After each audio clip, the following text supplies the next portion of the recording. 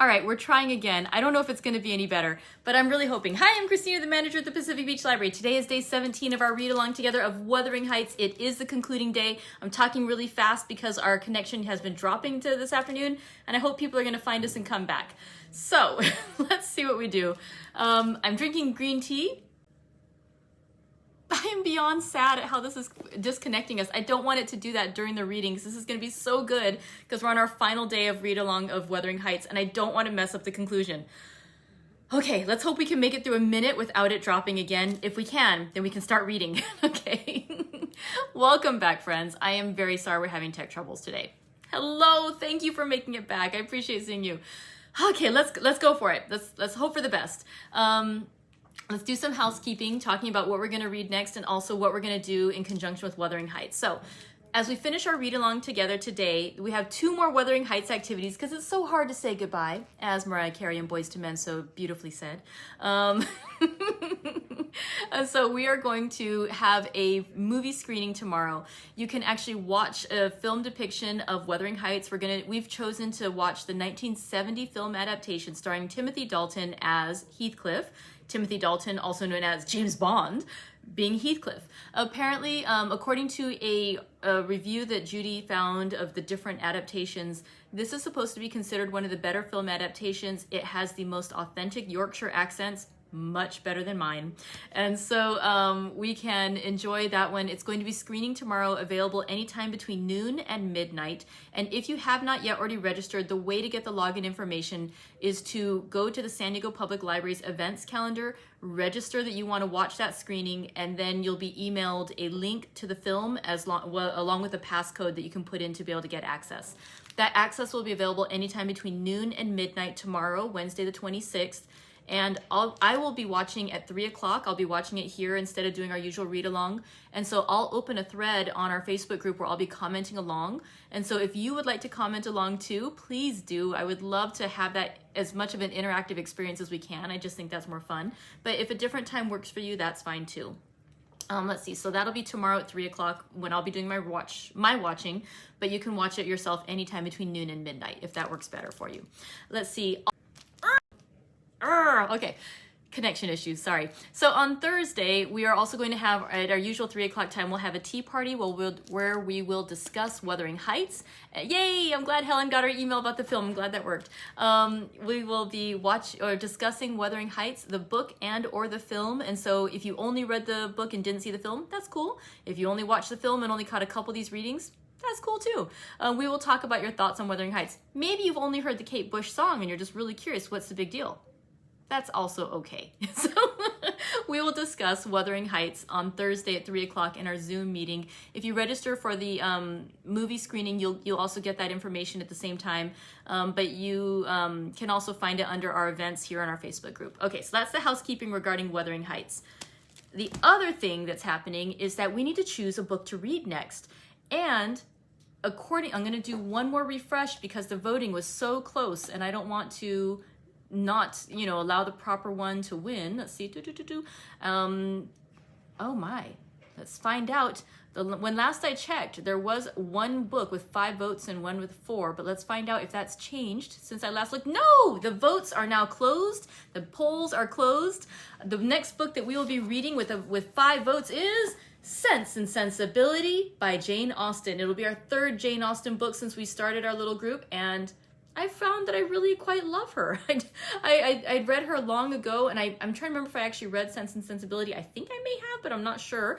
But again, if I did, it was one of those ones I read when I was young, and I don't remember it well, and I'm really excited to read it again because she is so much fun. In case you're curious as to what our other votes were, we had 4 votes for Little Women, another of my favorites. Vanity Fair by William Thackeray was following right closely with 3, and then 2 votes for Middlemarch by George Eliot. So a lot of good books out there. Maybe we can read them next time, but our next book, starting on June 1st, next Tuesday, will be Sense and Sensibility by Jane Austen. Okay, I think that is all of our housekeeping. Before we lose connection again, let's talk about what we read yesterday, and then hopefully without any interruptions, we can enjoy the conclusion of Wuthering Heights. All right, so yesterday we read chapters 31 and 32, And it started out with basically Mr. Lockwood coming back to the area. And he realizes, oh, I'm close to Gimmerton. I might as well stay at my own place because I'm visiting some friends in the north. Why stay at an inn? Oh, no, sorry. I'm skipping ahead to chapter 32. That's what comes of not looking down. Preview to 32. In chapter 31, Mr. Lockwood says that he is going to leave leave Thrushcross Grange, that he wants to go back to London for 6 months, he had said, but he will still pay his rent. And so he arranges to go to Wuthering Heights to talk to his landlord, Mr. Heathcliff, and let him know he's leaving. When he goes out there, he brings a note from Nellie Dean, and he tries to slip the note to Catherine, but she's all sulky and angry about her lot in life. And so when he drops the note, she's like, whatever, and she like throws it down. And she's like, what's that? And he's like, well, it's a letter from your old acquaintance. It's a letter from your housekeeper. And then she's excited to read it, but by then Hareton has grabbed the letter. And so, she had thought it was a note from, like a love note from him, and she had no interest. And so by then she wanted the letter because it was from Nellie Dean, but Hareton was like, nope, I need to show this to Mr. Heathcliff. And so, the two of them are kind of like upset at each other. And then she starts kind of getting a little sad and a little weepy. And then he's like, oh, I can't take it. He gives her the letter. And so again, we know that Hareton has a soft spot for Catherine. And so story continues with her mentioning how, Hareton is quite ignorant. He doesn't know how to read.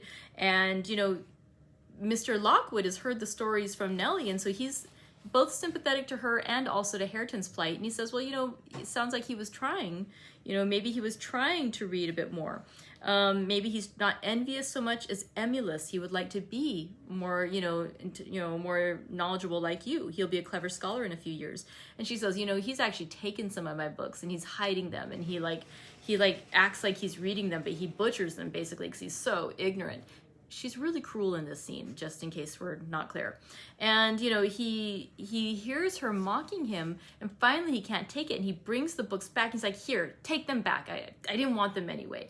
And she says, well, why do I want them now? I can't read them with any pleasure anymore, because I'll just hear, like, your stumbling pronunciations and your sad attempt at reading, and it's just destroyed the books for me, even though I love them so much. And he gets so angry and hurt at hearing what she said, because, we can glean that he was trying to impress her and to be more like her, less of an object of scorn, by trying to read the things that she particularly loved. And so he gets so angry, he takes the books and he throws them in the fire. So now they're all upset.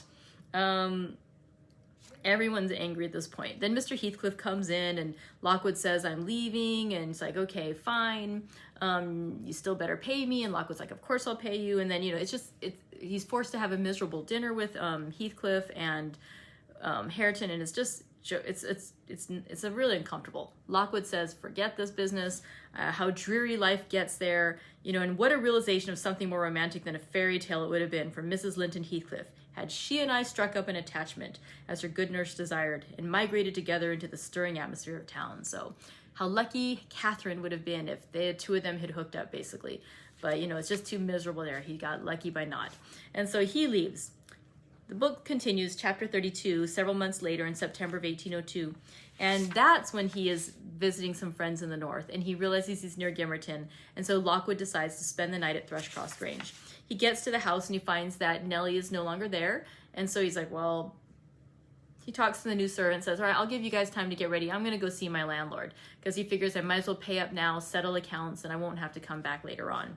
And so he goes over to Wuthering Heights, and when he gets there, he sort of peeps in, and let's see, he sees Hareton and Catherine Linton Heathcliff,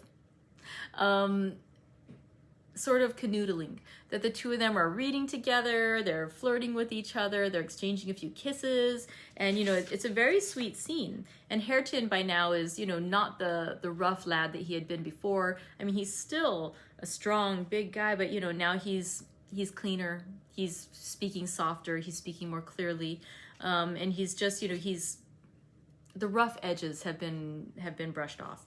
And so the two of them then go out to take a walk. And Oh no, I saw it just disconnect. I hope we don't lose this again. Sorry, so Lockwood sees the two of them go off to go walking outside, and he's like, well, let me get more of the story. So he goes to the kitchen area. He finds Nellie Dean, our friend, our gossip. And Nellie Dean, the narrator of our story, really tells him that what has happened is that Heathcliff is dead and has been dead for 3 months. And so we think we're going to get the story of Heathcliff. We do not. We do not. It's Nellie Dean. She's got to stretch this out. She tells him instead about how shortly after Lockwood had moved away, that they had, Zillah had left, and so Mr. Heathcliff had asked Nellie to move back to Wuthering Heights to be a servant there. And she talks about a scene where Catherine had been sort of telling Nellie in Hareton's presence how annoying Hareton was and how foolish he was and how all this stuff. And finally Hareton can't take it anymore. He hits her, which again, not good. But somehow this stops this changes their argument. And she basically says how, I didn't know that you had been trying to take my part with Heathcliff all this time. Because he says, like, I never hated you. I always tried to help you. And so she says, I didn't know you took my part. I was miserable and bitter at everyone. But now I thank you and I beg you to forgive me. What else can I do? And he's like, I don't want anything to do with you anymore. You're just going to, like, basically be nice to me so you can be mean to me later on. She's like, no, I mean it. And she tries to make nice to him. She tries to give him a book. When he won't look up at her, she reaches down to give him, or take her hand in forgiveness. She gives him a kiss on the cheek. And so she basically says that she wants to be friends. She wants to be cousins. We know from later on that apparently they want to be more. So the two of them start reading together, start talking together, and become friends. And indeed, Nellie ends that chapter by saying that it was easy enough to win Mrs. Heathcliff's heart, but now I'm glad you did not try. The crown of all my wishes will be the union of those two. And she says she'd envy no one else on their wedding day, because there could be no happier woman than Nellie Dean in all of England on that day. So that's where we ended. We know that Heathcliff is dead, but not how. We know that Hareton and Catherine Linton Heathcliff are now sort of living at Wuthering Heights and sort of running the estate, but not exactly who owns what. Let's find out more in these last 2 chapters of Wuthering Heights, and I will try to pay attention to the screen. If it drops out again, I will go back a sentence or so, because I don't want you guys to miss a word of the story, and I'm so sorry we're having tech problems, but thank you guys for being here with me today. This has been such a pleasure to read this book with you. With no further ado, let's read our concluding 2 chapters of Wuthering Heights by Emily Brontë. Chapter 33.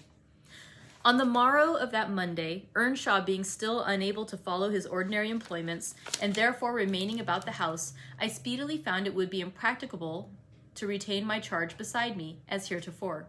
She got downstairs before me, and out into the garden, where she had seen her cousin performing some easy work, and when I went to bid them come to breakfast, I saw she had persuaded him to clear a large space of ground from currant and gooseberry bushes, and they were busy planning together an importation of plants from the Grange.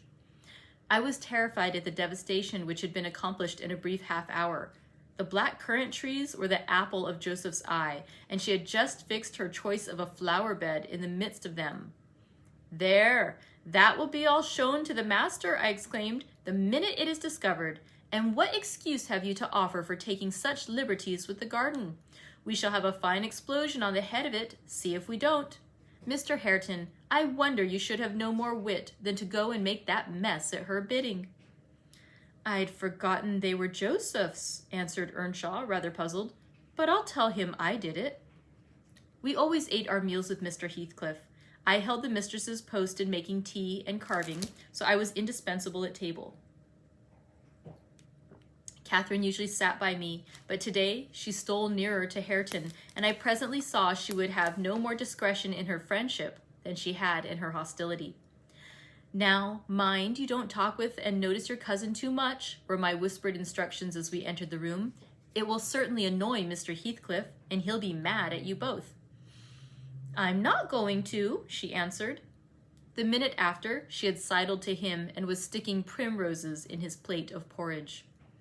He dared not speak to her there. He hardly dared look, and yet she went on teasing till he was twice on the point of being provoked to laugh. And I frowned, and then she glanced toward the master, whose mind was occupied on other subjects than his company, as his countenance evinced. and she grew serious for an instant, scrutinizing him with deep gravity. Afterward she turned and recommenced her nonsense. At last Hareton uttered a smothered laugh. Mr. Heathcliff started. His eye rapidly surveyed our faces. Catherine met it with her accustomed look of nervousness and yet defiance, which he abhorred. "It is well you are out of my reach," he exclaimed. "What fiend possesses you to stare back at me continually with those infernal eyes? Down with them, and don't remind me of your existence again. I thought I had cured you of laughing." "It was me," muttered Hareton. "What do you say?" demanded the master. Hareton looked at his plate and did not repeat the confession. Mr. Heathcliff looked at him a bit and then silently resumed his breakfast and his interrupted musing. We had nearly finished, and the two young people prudently shifted wider asunder, so I anticipated no further disturbance during that sitting, when Joseph appeared at the door, revealing by his quivering lip and furious eyes that the outrage committed on his precious shrubs was detected. He must have seen Cathy and her cousin about the spot before he examined it, for while his jaws worked like those of a cow chewing its cud and rendered his speech difficult to understand, he began, "I mun have my wage, and I mun goa. I had aimed to dee where I'd sarved for 60 year, and I thought I'd lug my books up into t' garret, and all of my bits of stuff, and they should have t' kitchen to theirselves for t' sake of quietness. It were hard to gie up my own hearthstone, but I thought I could do that. But nah, shoes down my garden from me, by the heart. Meister, I cannot stand it. Ye mu bend to the yoke, and ye will. I'm noan used to it, and an old man doesn't soon get used to new bargains. I'd rather earn my bite and my sup with a hammer in the road." Now, idiot," interrupted Heathcliff. "Cut it short. What's your grievance? I'll interfere and no quarrels between you and Nellie. She may thrust you into the coal hole for anything I care." "It's noan Nellie," answered Joseph. "I shouldn't shift for Nellie. Nasty, ill nowt as shoo is, thank God. Shoo cannot stale to soul to nobody. Shoo were niver so handsome, but what a body mud look at her butt winking. It's yon flaysome, graceless queen, it's witched our lad wi' her bold eyne and her forward ways, till, nay, it fair brusts my heart. He's forgetting all he done for him, and made on him, on going and riven up a whole row at t' grandest currant trees into garden." And here he lamented outright, unmanned by a sense of his bitter injuries and Earnshaw's ingratitude and dangerous condition. "Is the fool drunk?" asked Mr. Heathcliff. "Hareton, is it you he's finding fault with?" "I've pulled up 2 or 3 bushes," replied the young man, "but I'm going to set 'em again." "And why have you pulled them up?" said the master. Catherine wisely put in her tongue. "We wanted to plant some flowers there," she cried. "I'm the only person to blame, for I wished him to do it."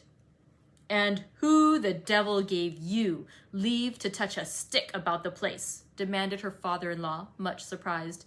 "And who ordered you to obey her?" he added, turning to Hareton.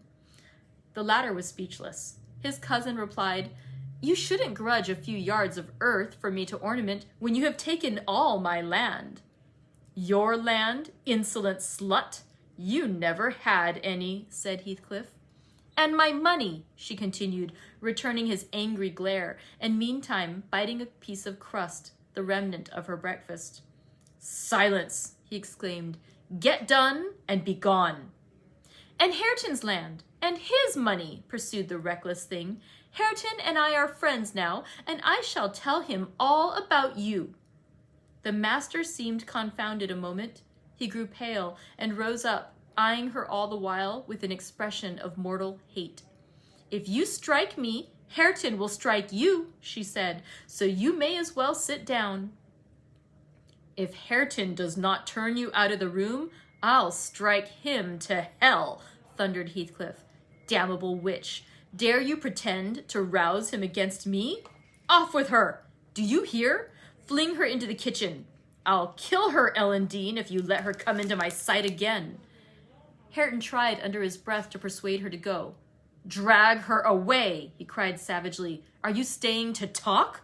And he approached to execute his own command. He'll not obey you, wicked man, any more, said Catherine, and he'll soon detest you as much as I do. Wisht, muttered the young man reproachfully. I will not hear you speak so to him. Have done. But you won't let him strike me, she cried. Come then, he whispered earnestly. It was too late. Heathcliff had caught hold of her. Now, you go, he said to Earnshaw. Accursed witch! This time she has provoked me when I could not bear it, and I'll make her repent it forever. He had his hand in her hair. Hareton attempted to release the locks, entreating him not to hurt her that once. His black eyes flashed. He seemed ready to tear Catherine in pieces, and I was just worked up to risk coming to the rescue when all of a sudden his fingers relaxed. He shifted his grasp from her head to her arm and gazed intently in her face. Then he drew his hand over his eyes, stood a moment to collect himself apparently, and turning anew to Catherine, said with assumed calmness, You must learn to avoid putting me in a passion, or I shall really murder you sometime. Go with Mrs. Dean, and keep with her, and confine your insolence to her ears. As to Hareton Earnshaw, if I see him listen to you, I'll send him seeking his bread where he can get it. Your love will make him an outcast and a beggar.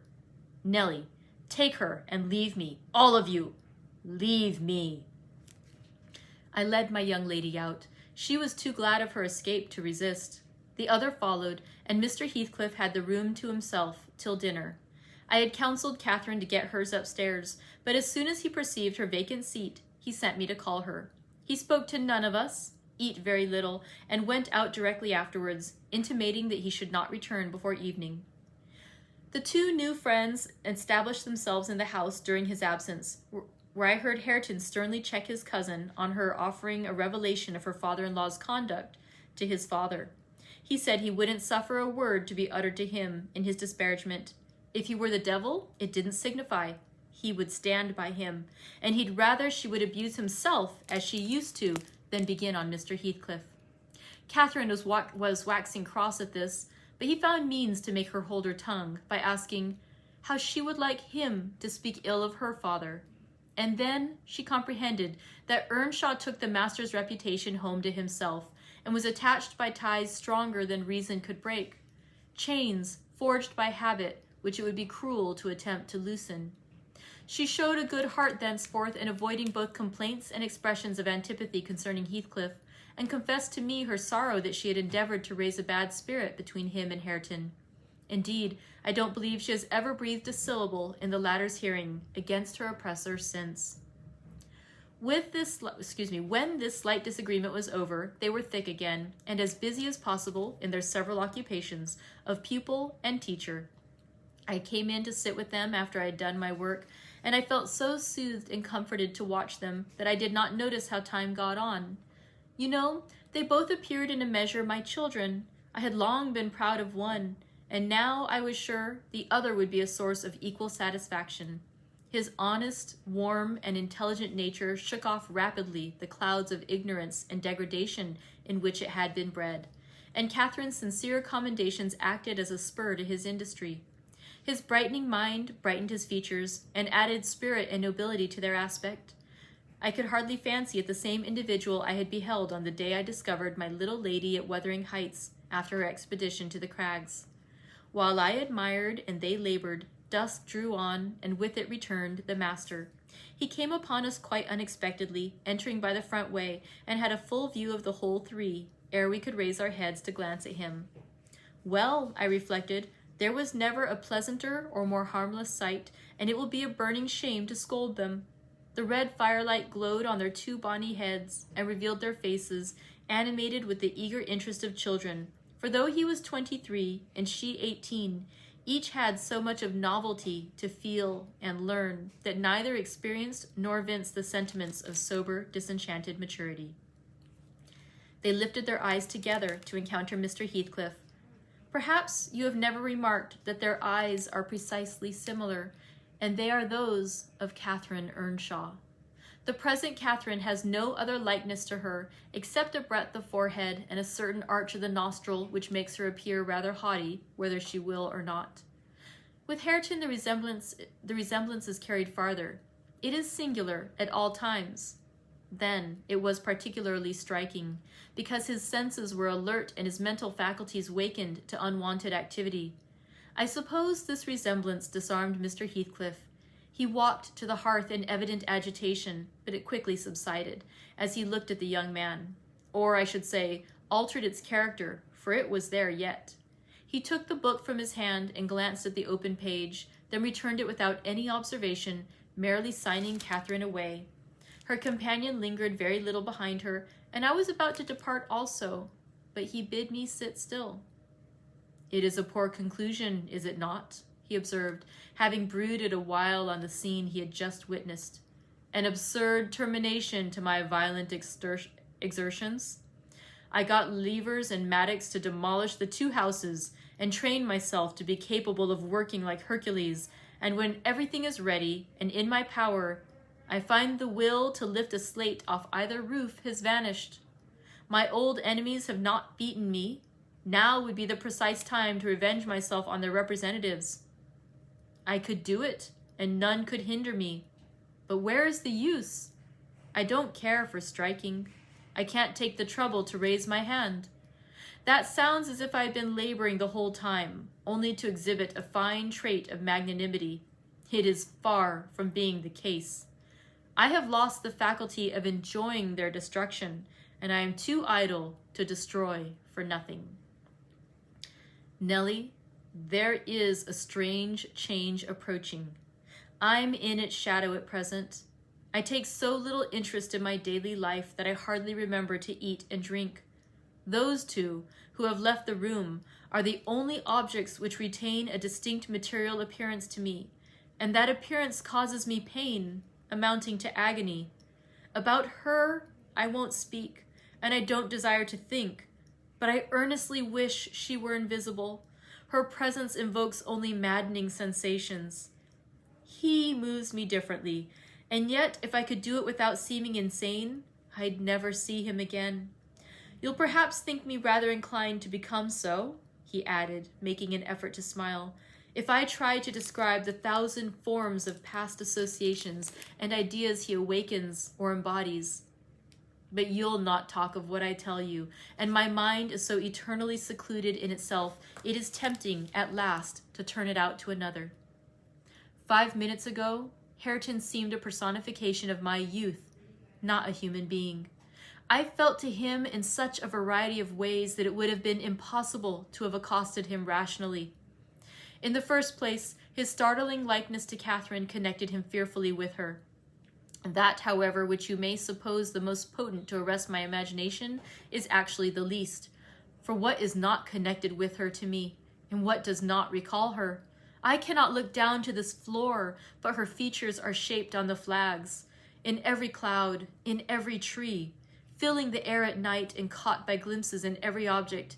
By day, I am surrounded with her image, the most ordinary faces of men and women. My own features mock me with the resemblance. The entire world is a dreadful collection of memoranda that she did exist and that I have lost her.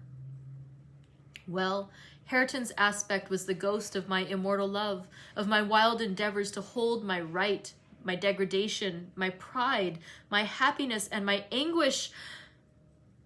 But it is frenzy to repeat these thoughts to you. Only it will let you know why, with a reluctance to be always alone, his society is no benefit, rather an aggravation of the constant torment I suffer, and it partly contributes to render me regardless how he and his cousin go on together. I can give them no attention any more. But what do you mean by a change, Mr. Heathcliff? I said, alarmed at his manner, though he was neither in danger of losing his senses nor dying. According to my judgment, he was quite strong and healthy, and as to his reason, from childhood he had a delight in dwelling on dark things and entertaining odd fancies. He might have had a monomania on the subject of his departed idol, but on every other point his wits were as sound as mine. I shall not know that till it comes, he said. I'm only half conscious of it now. You have no feeling of illness, have you? I asked. No, Nellie, I have not, he answered. Then are you afraid of death? I pursued. Afraid? No, he replied. I have neither a fear, nor a presentiment, nor a hope of death. Why should I? With my hard constitution and temperate mode of living and unperilous occupations, I ought to, and probably shall, remain above ground till there is scarcely a black hair on my head. And yet I cannot continue in this condition. I have to remind myself to breathe, almost to remind my heart to beat. And it is like bending back a stiff spring. It is by compulsion that I do the slightest act not prompted by one thought, and by compulsion that I notice anything alive or dead which is not associated with one universal idea. I have a single wish, and my whole being and faculties are yearning to attain it. They have yearned towards it so long and so unwaveringly that I'm convinced it will be reached, and soon, because it has devoured my existence. I am swallowed in the anticipation of its fulfillment. My confessions have not relieved me, but they may account for some otherwise unaccountable phases of humor which I show. Oh God, it is a long fight. I wish it were over. He began to pace the room, muttering terrible things to himself, till I was inclined to believe, as he said Joseph did, that conscience had turned his heart to an earthly hell. I wondered greatly how it would end. Though he seldom before had revealed this state of mind, even by looks, it was his habitual mood, I had no doubt. He asserted it himself, but not a soul from his general bearing would have conjectured the fact. You did not when you saw him, Mr. Lockwood, and at the period of which I speak, he was just the same as then, only fonder of continued solitude, and perhaps still more laconic in company. And now, chapter 34, the concluding chapter of Wuthering Heights. For some days after that evening, Mr. Heathcliff shunned meeting us at meals, yet he would not consent formally to exclude Hareton and Cathy. He had an aversion to yielding so completely to his feelings, choosing rather to absent himself, and eating only once in 24 hours seemed sufficient sustenance for him. One night, after the family were in bed, I heard him go downstairs and out at the front door. I did not hear him re-enter, and in the morning I found he was still away. We were in April then. The weather was sweet and warm, the grass as green as showers and sun could make it, and the 2 dwarf apple trees near the southern wall in full bloom. After breakfast, Catherine insisted on my bringing a chair and sitting with my work under the fir trees at the end of the house, and she beguiled Hareton, who had perfectly recovered from his accident, to dig and arrange her little garden, which was shifted to that corner by the influence of Joseph's complaints. I was comfortably reveling in the spring fragrance around and the beautiful soft blue overhead when my young lady, who had run down near the gate to procure some primrose roots for a border, returned only half laden and informed us that Mr. Heathcliff was coming in. And he spoke to me, she added with a perplexed countenance. What did he say? Asked Hareton. He told me to be gone as fast as I could, she answered, but he looked so different from his usual look that I stopped a moment to stare at him. How? He inquired. Why, almost bright and cheerful. No, almost nothing. Very much excited and wild and glad, she remarked. Night walking amuses him then, I remarked, affecting a careless manner. In reality, as surprised as she was, and anxious to ascertain the truth of her statement, for to see the master looking glad would not be an everyday spectacle, I framed an excuse to go in. Heathcliff stood at the open door. He was pale, and he trembled, yet certainly he had a strange, joyful glitter in his eyes that altered the aspect of his whole face. Will you have some breakfast? I said. You must be hungry, rambling about all night. I wanted to discover where he had been, but I did not like to ask directly. No, I'm not hungry, he answered, averting his head and speaking rather contemptuously, as if he guessed I was trying to divine the occasion of his good humor. I felt perplexed. I didn't know whether it were not a proper opportunity to offer a bit of admonition. I don't think it right to wander out of doors, I observed, instead of being in bed. It is not wise, at any rate, this moist season. I dare say you'll catch a bad cold or a fever. You have something the matter with you now. Nothing but what I can bear, he replied, and with the greatest pleasure, provided you'll leave me alone. Get in, and don't annoy me. I obeyed, and in passing, I noticed he breathed as fast as a cat. Yes, I reflected to myself, we shall have a fit of illness. I cannot conceive what he has been doing. That noon he sat down to dinner with us and received a heaped-up plate from my hands, as if he intended to make amends for previous fasting. I've neither cold nor fever, Nellie, he remarked, in allusion to my morning speech, and I'm ready to do justice to the food you give me. He took his knife and fork and was going to commence eating, when the inclination appeared to become suddenly extinct. He laid them on the table, looked eagerly towards the window, then rose and went out. We saw him walking to and fro in the garden while we concluded our meal, and Earnshaw said he'd go and ask why he would not dine. He thought we had grieved him some way. Well, is he coming? Cried Catherine when her cousin returned. Nay, he answered, but he's not angry. He seemed rare and pleased indeed, only I made him impatient by speaking to him twice, and then he bid me be off to you. He wondered how I could want the company of anybody else. I set his plate to keep warm on the fender, and after an hour or two he re-entered when the room was clearer, in no degree calmer. The same unnatural, it was unnatural, appearance of joy under his black brows, the same bloodless hue, and his teeth visible, now and then, in a kind of smile. His frame shivering, not as one shivers with chill or weakness, but as a tight-stretched cord vibrates, a strong thrilling rather than trembling. I will ask what is the matter, I thought, or who should, and I exclaimed, Have you heard any good news, Mr. Heathcliff? You look uncommonly animated. Where should good news come from? To me, he said. I'm animated with hunger, and seemingly I must not eat. Your dinner is here, I returned. Why won't you get it? I don't want it now, he muttered hastily. I'll wait till supper. And Nellie, once for all, let me beg you to warn Hareton and the other away from me. I wish to be troubled by nobody. I wish to have this place to myself. Is there some new reason for this banishment? I inquired. Tell me why you are so queer, Mr. Heathcliff. Where were you last night? I'm not putting the question through idle curiosity, but you are putting the question through very idle curiosity, he interrupted with a laugh. Yet I'll answer it. Last night, I was on the threshold of hell. Today, I am within sight of my heaven. I have my eyes on it, hardly 3 feet to sever me. And now you'd better go. You'll neither see nor hear anything to frighten you if you refrain from prying.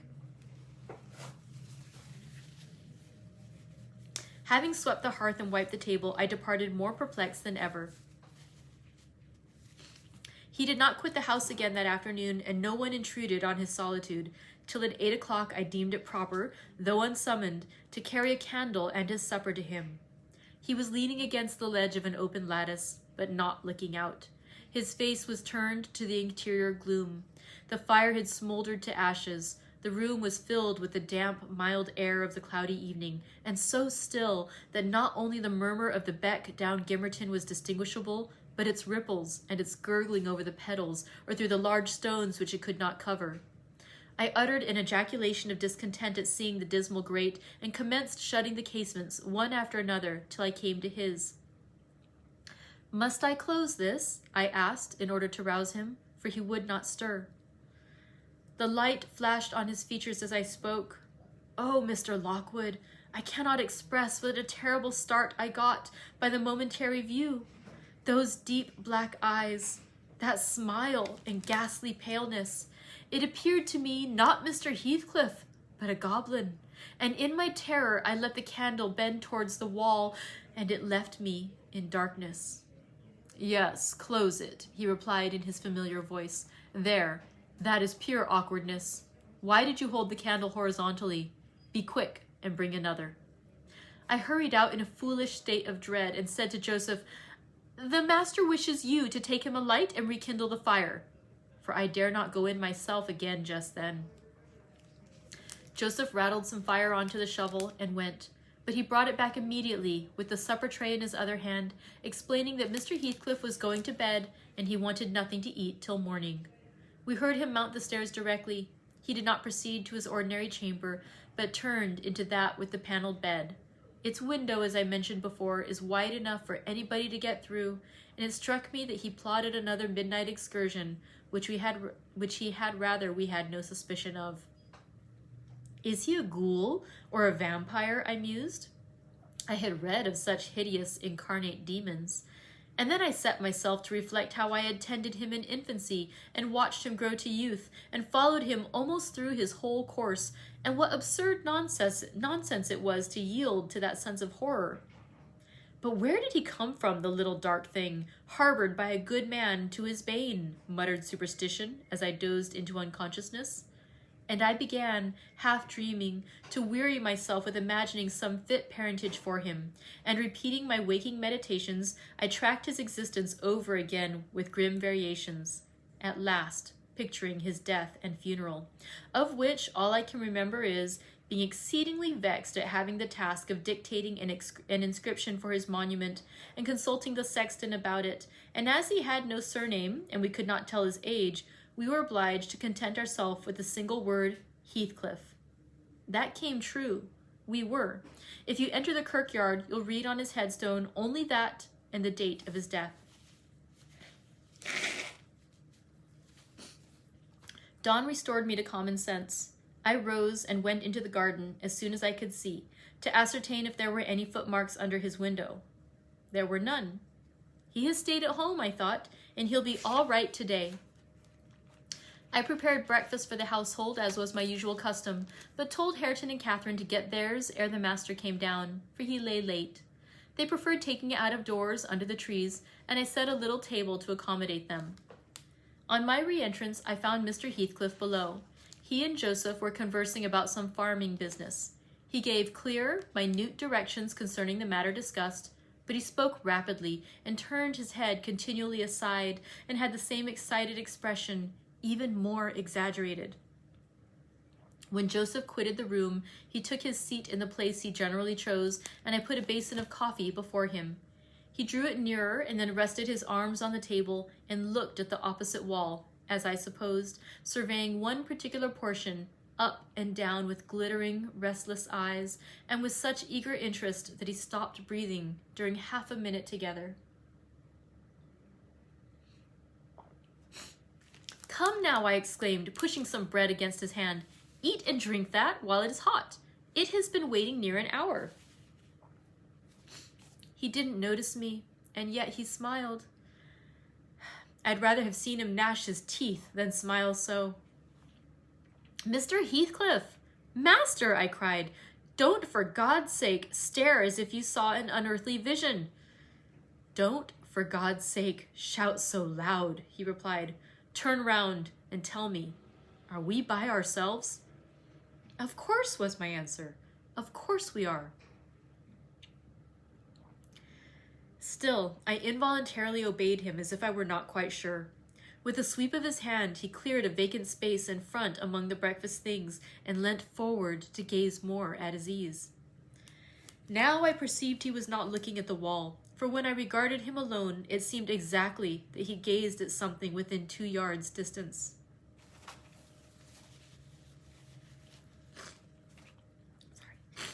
And whatever it was, it communicated apparently both pleasure and pain in exquisite extremes. At least the anguished yet raptured expression of his countenance suggested that idea. The fancied object was not fixed either. His eyes pursued it with unwearied vigilance, and even in speaking to me were never weaned away. I vainly reminded him of his protracted abstinence from food. If he stirred to touch anything in compliance with my entreaties, if he stretched his hand out to get a piece of bread, his fingers clenched before they reached it and remained on the table, forgetful of their aim. I sat, a model of patience, trying to attract his absorbed attention from its engrossing speculation, till he grew irritable and got up, asking why I would not allow him to have his own time in taking his meals, and saying that on the next occasion I needn't wait, I might set the things down and go. Having uttered these words, he left the house, slowly sauntered down the garden path, and disappeared through the gate. The hours crept anxiously by. Another evening came. I did not retire to rest till late, and when I did, I could not sleep. He returned after midnight, and instead of going to bed, shut himself into the room beneath. I listened and tossed about, and finally dressed and descended. It was too irksome to lie up there, harassing my brain with 100 idle misgivings. I distinguished Mr. Heathcliff's step, restlessly measuring the floor, and he frequently broke the silence by a deep inspiration, resembling a groan. He muttered detached words also. The only one I could catch was the name of Catherine, coupled with some wild term of endearment or suffering, and spoken as one would speak to a person present, low and earnest, and wrung from the depth of his soul. I had not courage to walk straight into the apartment, but I desired to divert him from his reverie, and therefore fell foul of the kitchen fire, stirred it, and began to scrape the cinders. It drew him forth sooner than I expected. He opened the door immediately and said, "Nellie, come here. Is it morning? Come in with your light." "It is striking 4, I answered. "You want a candle to take upstairs? You might have lit one at this fire." "No, I don't wish to go upstairs," he said. "Come in and kindle me a fire, and do anything there is to do about the room." "I must blow the coals red first before I can carry any," I replied, getting a chair and the bellows. He roamed to and fro meantime, in a state approaching distraction, his heavy sighs succeeding each other so thick as to leave no space for common breathing between. "When day breaks, I'll send for Green," he said. I wish to make some legal inquiries of him while I can bestow a thought on these matters, and while I can act calmly. I have not written my will yet, and how to leave my property I cannot determine. I wish I could annihilate it from the face of the earth.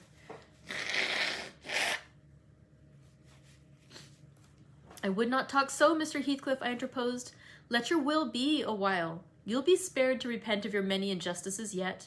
I never expected that your nerves would be so disordered. They are at present marvelously so, however, and almost entirely through your own fault. The way you've passed these 3 last days might knock up a Titan. Do take some food and some repose. You need only look at yourself in a glass to see how you require both. Your cheeks are hollow, and your eyes bloodshot, like a person starving with hunger and going blind with loss of sleep." "It is not my fault that I cannot eat or rest," he replied. "I assure you it is through no settled designs. I'll do both as soon as I possibly can.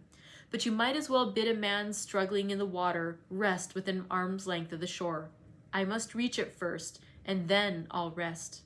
Well, never mind, Mr. Green. As to repenting of my injustices, I've done no injustice, and I repent of nothing.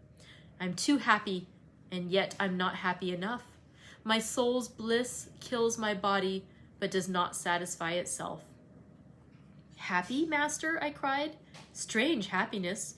If you would hear me without being angry, I might offer some advice that would make you happier." "What is that?" he asked. "Give it."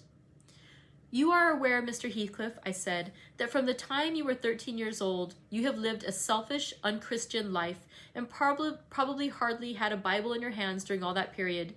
You must have forgotten the contents of the book, and you may not have space to search it now. Could it be hurtful to send for someone, some minister of any denomination, it does not matter which, to explain it and show you how very far you have erred from its precepts, and how unfit you will be for its heaven unless a change takes place before you die?" "I am rather obliged than angry, Nellie," he said, "for you remind me of the manner that I desire to be buried in. It is to be carried to the churchyard in the evening.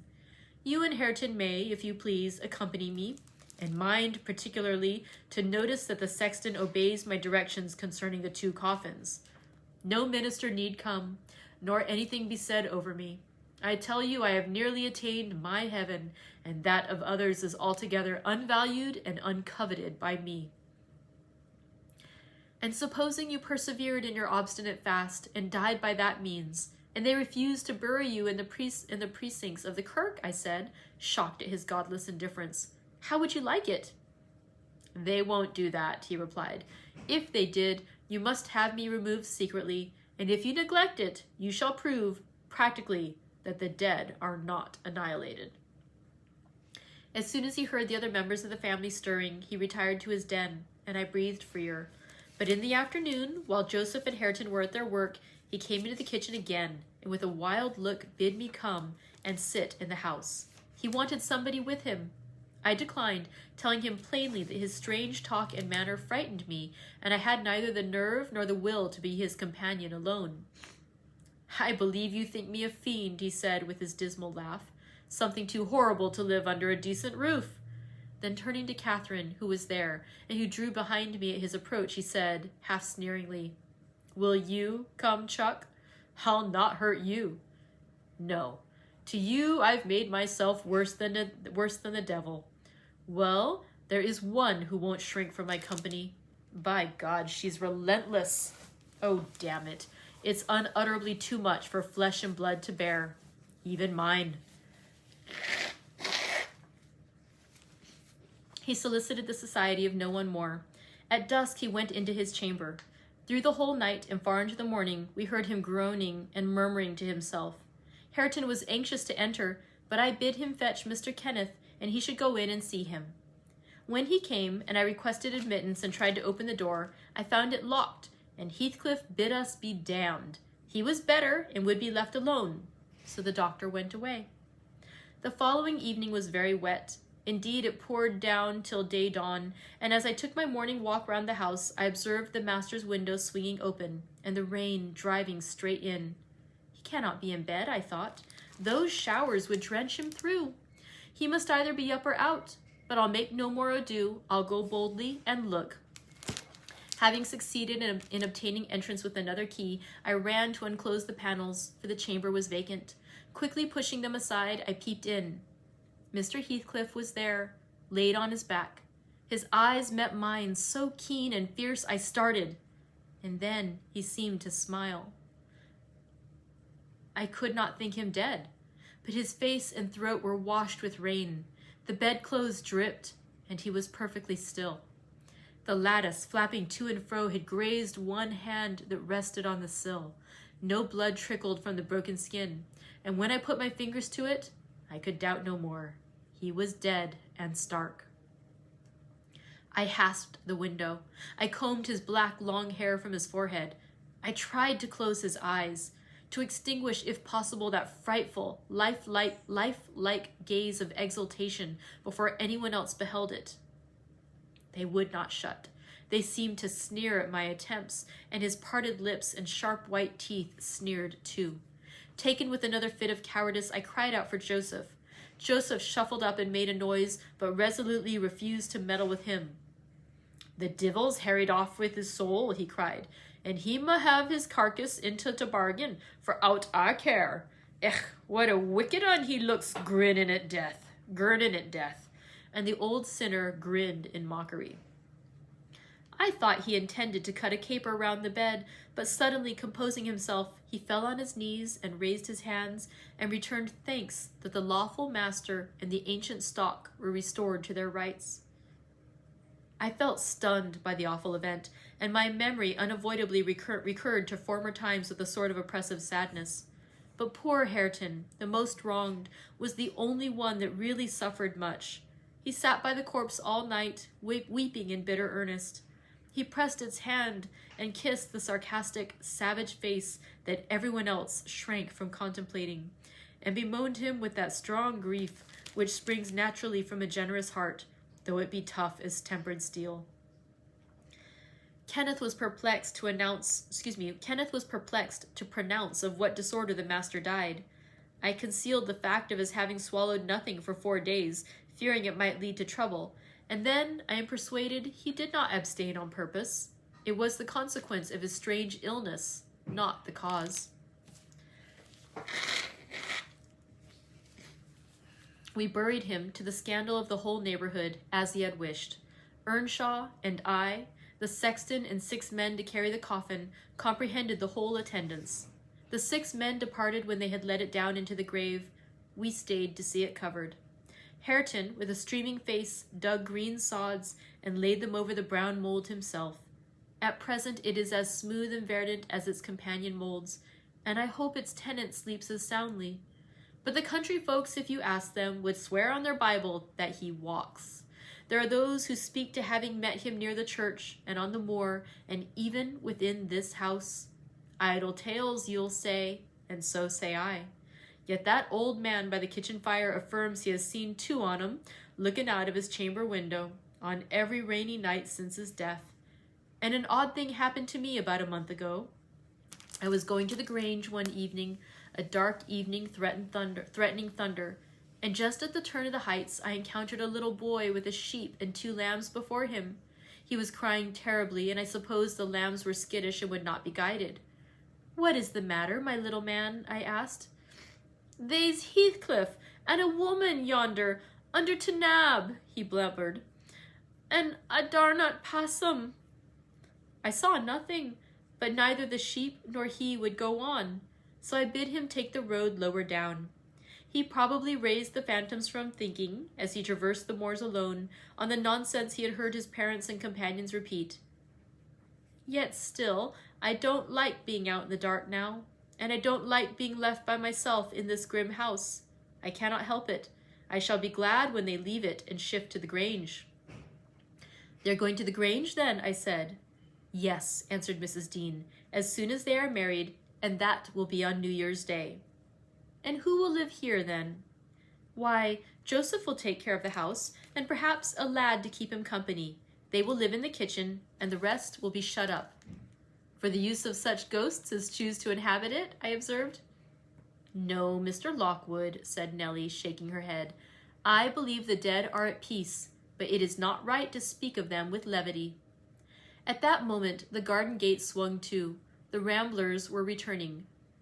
"They are afraid of nothing," I grumbled, watching their approach through the window. Together they would brave Satan and all his legions.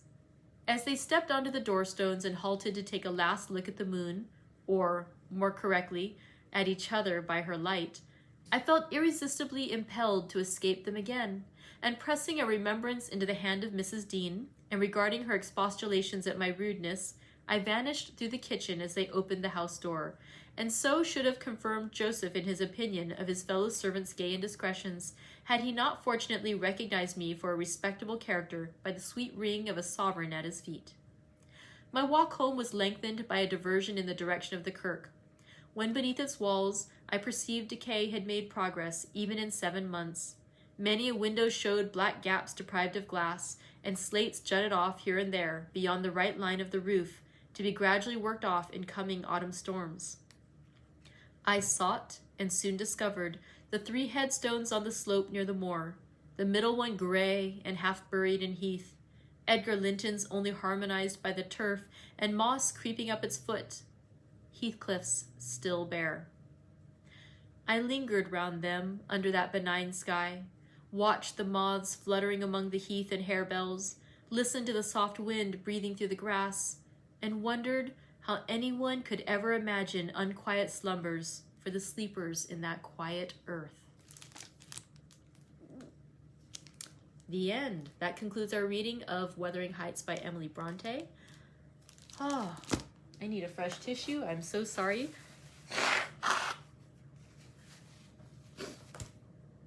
I'm not even sure why I got so weepy in this story. That kind of surprised me, because I've felt so much that Heathcliff is, even though the story is often seen or often touted as like a great romantic novel,